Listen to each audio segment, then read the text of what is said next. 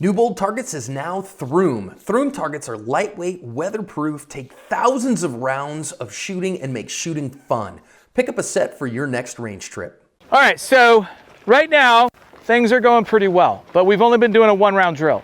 So we're gonna introduce multiple rounds, and it's gonna start with a 2-round drill, which means we also need to talk about follow through.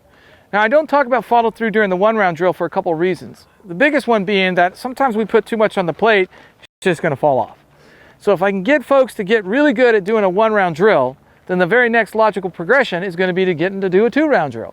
And it makes more sense to introduce follow through at that point. So what is follow through? Follow through is the act of returning the gun to the target and being ready to fire. So what that means is 3 things have to happen. And this is where people get really wrapped around the axle. Okay? Can you do things out of sequence? Of course you can. Of course you can. You can go out of sequence on anything. It doesn't necessarily make it right though. So what's the correct sequence? The correct sequence is going to be gun, sights, trigger. So when the gun goes off, the first order of business is to get the gun back on target. Second order of business is to confirm my sight. Third order of business is to reset the trigger. Now this goes against the grain for a lot of people that promote trying to reset in recoil. Here's the problem with that. Number one, you're not gaining anything. People will say that you need to be able to shoot fast. That is not shooting fast. Manipulating the trigger does not make you a fast shooter. Your ability to be able to control the rifle, and in particular the sights, are what make you a fast shooter. I can pull the trigger into this berm without ever seeing my sights, and I can do it fast. But if I have to be responsible for where my shots are going, that means that I need to be able to see where my sight is. So if I reset as the gun comes off target, what's the very next thing that I want to do? The very next thing that I want to do is apply pressure to the trigger. But if I start to apply pressure to the trigger, have I confirmed, first of all, where's the gun? And second of all, have I confirmed my sights? So are you really faster by doing that? And theoretically, people can make the argument that you would be faster by trying to manipulate the trigger in recoil. You would be theoretically ready to fire sooner, but to us, being able to ready to fire, it means the gun's on target, sights are confirmed. That's how we define ready to fire. So I might be able to shoot, I might be able to pull the trigger sooner, but I don't know if my gun is back on target and I haven't been able to confirm my sights. So speed is usually the first thing that people talk about. Well, pinning the trigger is going to cause you to shoot slow. No, what's causing you to shoot slow is the fact that you're shooting slow. It has nothing to do with pinning the trigger.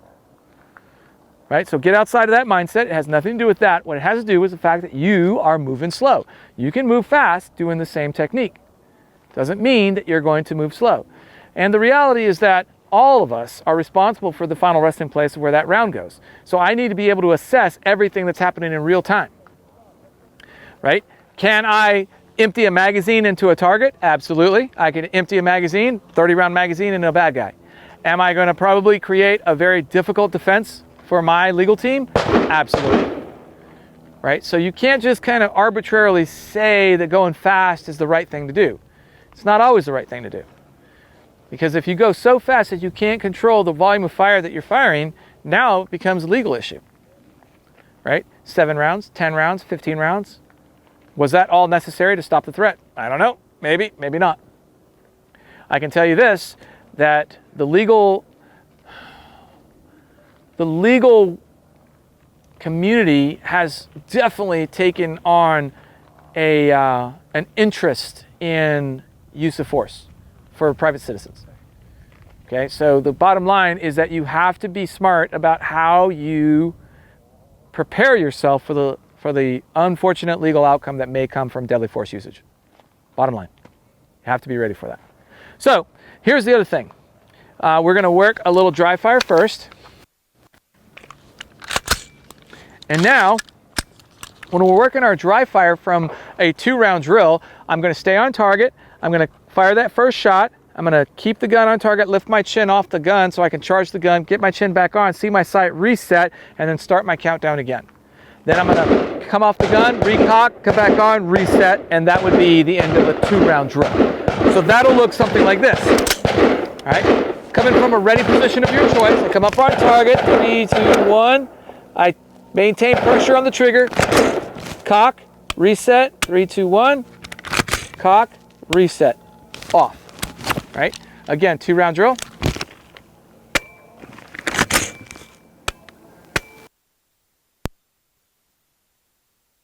right? So once we've got a 2-round drill out of the way, we're gonna work a 3-round drill. 3-round dry fire, same thing. Gonna keep building on it. During your 2-minute drill for dry fire, I want you to do about 5 repetitions of a 2-round drill before you move on. 5 good repetitions of a 2-round drill. Then you can start to add 3, then 4, etc., etc., etc. Just make sure that before you start to get all crazy, that you have done good work at embedding that follow-through procedure, right? Now, once we go to live fire, we're going to start with a 2-round drill, right? The key thing is that it's not about shooting fast. Somebody asked me, I think Paul was the person who asked me, like, how fast should I be shooting? Well, the golden rule is simple. Shoot as fast as you can guarantee the hits. Simple. Whether there's a timer involved, where it's a head-to-head competition, or whether you're shooting for blood, shoot as fast as you can guarantee the hits. All right, so with that being said, this is your governor now. All right, watch your eyes and ears. So now what we're doing is we're going to be shooting on our right dot. So we're now over on the right-hand dot. 2-round drill. Stand by. Up. Up. Up. Once I've gotten done with the 2-round drill, we're going to get to a 3, then a 4, 5, and even a 6-round drill. So it'll look something like this. So the next drill will be 3 rounds. Ready? Up. Ready? Up. 4-round drill. Ready? Up. 5-round drill. Ready? Up.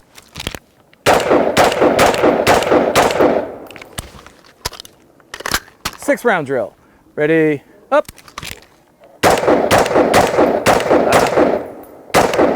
I got a little sloppy with that one. Okay, let's move down to the 5-yard line. We're going to start with dry fire. Shooters, unload and clear, please. Unload and clear. Remember, I want you to do 5 2-round drills first before you get into 3-round and etc. All right, ready, steady, go. You may begin dry fire. Work your follow-through technique.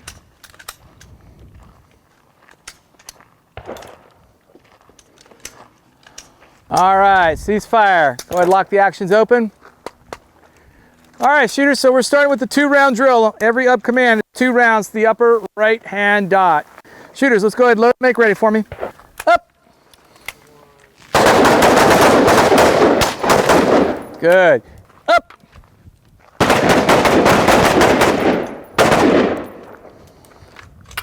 Ready. Up. Shooters, let's step back to the 7. All right, 7-yard line. This is a 3-round drill. 7-yard line. This is 3 rounds. Up.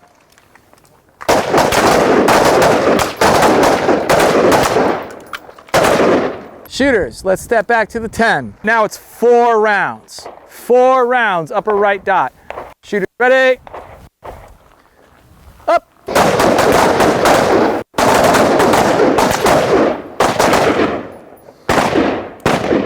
Let's head back to the 15-yard line. 5-round drill. 5-round drill. Shooters, stand by. Up.